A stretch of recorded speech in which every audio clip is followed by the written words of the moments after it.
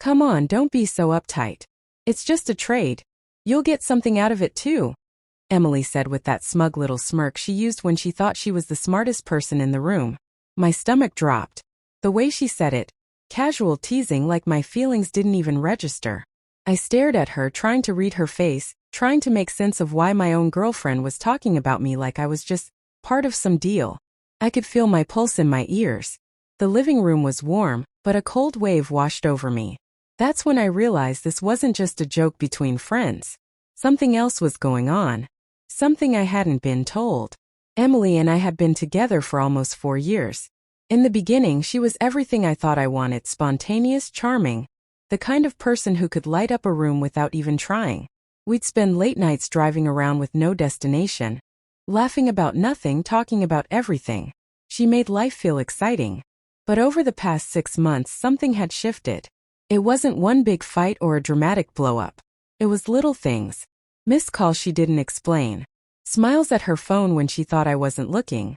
A new circle of friends I barely knew, and when I did meet them, I felt like an outsider in my own relationship. She started going out more without me. At first I didn't question it. I didn't want to be that guy who was controlling or clingy. But the distance grew. Our conversations got shorter. Her patience with me got thinner. And when she was home, she seemed distracted, like her mind was always somewhere else. The final straw for my gut instincts came 2 weeks ago. She told me she'd been hanging out with a couple named Al and Marissa. She described them as fun and open-minded, but the way she talked about them had a strange edge, almost like she was testing me. She started inviting them over: wine nights, card games, friendly bets. They seemed harmless enough at first, until the night she made that comment about the trade. It was just the 4 of us in the living room, wine glasses half empty, a playlist humming softly in the background. Al was leaning back in his chair, watching Emily more than he should have been. Marissa kept making little jokes about how close Emily and Al seemed, but in that playful, not-so-playful way people do when they're testing boundaries. I laughed it off at first, trying to keep the mood light. But then Emily leaned in, that smirk on her face, and dropped the line that made my chest tighten. It's just a trade. You'll get something out of it too. She didn't say it like a joke. She said it like an offer. And the worst part? Everyone else in the room seemed to know exactly what she meant. After that night, I couldn't shake the feeling something was off. It was like once the curtain was pulled back, I started noticing things I had been ignoring for months. Emily had always been open with her phone. She'd leave it on the counter, unlocked, even tell me to answer if someone called. Lately, it was glued to her hand. If it buzzed, she'd tilt the screen away from me. If I walked into the room, she'd suddenly lock it or flip it face down. When I asked about it, she'd laugh like I was being paranoid. Relax, it's just group chats. You wouldn't get the jokes. But there was this edge in her voice, like I just stepped somewhere I wasn't supposed to. Her schedule started changing too. Nights she'd usually spend at home suddenly turned into girls' nights. Or just hanging out with friends. Sometimes she'd tell me she was meeting Al and Marissa, but other times she'd keep it vague. If I asked for details, she'd either brush me off or get irritated. The worst part was how she started treating me in between those outings. She wasn't cruel exactly, but distant, like I was just another piece of furniture in the house. She stopped asking about my day, stopped sharing hers. Even when we were in the same room, it felt like she was somewhere else entirely.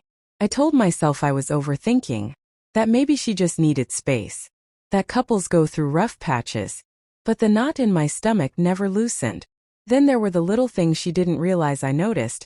Coming home with makeup smudged but saying she'd just been at a quiet bar. Perfume lingering on her clothes that didn't smell like hers. The way her mood would spike after getting a text. I started lying awake at night, staring at the ceiling, running through every conversation we'd had in the past month, trying to figure out when things changed, what I did wrong. The truth is, I was afraid to find out. I knew if I dug too deep, I might hear something I couldn't unhear. But Emily's trade comment had already cracked the dam, and I had a feeling the flood was coming whether I wanted it or not. After a week of pretending everything was fine, I couldn't take it anymore. My chest felt tight every time her phone lit up. Every time she smiled at a message, it felt like a punch I had to pretend didn't land. One night, Emily said she was going to grab drinks with the girls. But I knew she hadn't made plans with her old friends in weeks. I waited until she left, then checked the location sharing we'd always had on for emergencies. My heart slammed against my ribs when I saw she wasn't anywhere near a bar. She was across town at Al and Marissa's place. I told myself to calm down, that maybe they were all there hanging out, but something inside me knew better. I drove over, parking a block away. Their lights were on. Through the sheer curtains I could make out 4 shadows moving around in the living room. Emily was one of them. I knew her silhouette instantly. She was leaning way too close to Al. I sat there, gripping the steering wheel so hard my knuckles ached, until I saw something that made my vision blur. Al's hand on her thigh. Her not moving it away. Marissa just watching, smiling like this was all part of the plan. I don't remember getting out of the car. I just remember the cold air hitting my face, my footsteps crunching against the gravel as I walked up to their door. My heart was pounding so loud I couldn't even hear my own breathing. I knocked once. No one answered. Then I knocked harder. I heard whispers inside. Shuffling.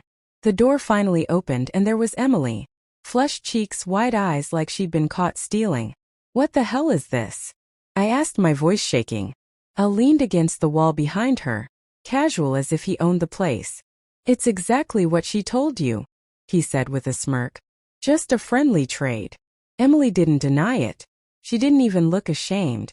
She just crossed her arms and said, "You weren't supposed to show up." That's when the bottom dropped out of my world. For a moment the whole room was silent, except for the pounding in my ears. I looked from Emily to Al to Marissa, trying to piece together what I was seeing.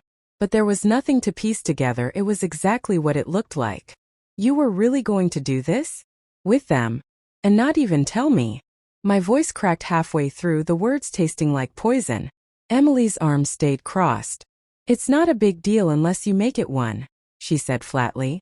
"We've been drifting for months." I thought, maybe this could make things interesting again. I actually laughed. Not because it was funny, but because it was the most insane thing I'd ever heard. "Interesting? You call lying to me sneaking around?" And I pointed at Al. "Whatever that is, interesting." Marissa just raised her glass like she was watching a reality show. Al didn't even flinch, his smirk glued in place like he was daring me to swing.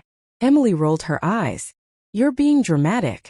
It's not like I was cheating." That was it. That line. My blood boiled so fast I felt dizzy. "Not cheating? Emily, you were one drink away from trading me like I'm a set of car keys." Her mouth opened, but I didn't let her speak. "No. You know what? You don't get to explain this away. You've been checked out for months, and instead of working on us, you found your own little side entertainment. Well, guess what? You just made it real easy for me to check out too." I pulled the house key from my pocket and dropped it on the table by the door. The metal clink felt louder than anything else in the room. "You can keep it," I said, my voice steady now, even though my hands were shaking. "You and your friendly trades can have all the fun you want. Just don't ever come looking for me when it gets boring." I turned and walked out before she could answer, before I could see her face change. The cold air hit me again, but this time it felt clean. Behind me I heard the door close. And with it, so did that chapter of my life. In the weeks after that night, the anger faded, but the sting lingered. It wasn't just about Emily and what she'd done. It was about me realizing how long I'd ignored the signs because I didn't want to face the truth. I kept replaying the last few months in my head, wondering if I could have saved things. If there was a moment I could have stopped her from drifting away. But the more I thought about it, the more I realized it wasn't my job to stop her. People who value you don't put you in situations where you have to beg to be respected.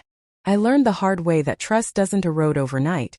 It's chipped away, little by little, with every secret, every half-truth, every moment of indifference. And once it's gone, no friendly trade or desperate idea is going to bring it back. I also learned something about myself. I'm not going to ignore my gut anymore. That quiet discomfort, that knot in your stomach when something feels wrong. It's there for a reason. I kept telling myself I was just being paranoid when really I was catching on to the truth. I just didn't want to admit it. Would I do anything differently? Yeah. I'd ask harder questions sooner. I'd stop being afraid of rocking the boat just because I wanted to keep the peace. Peace built on lies isn't peace. It's just the calm before the storm. As for Emily, I haven't heard from her since that night. Mutual friends told me she's still hanging out with Al and Marissa, But honestly, I don't care. That's her world now.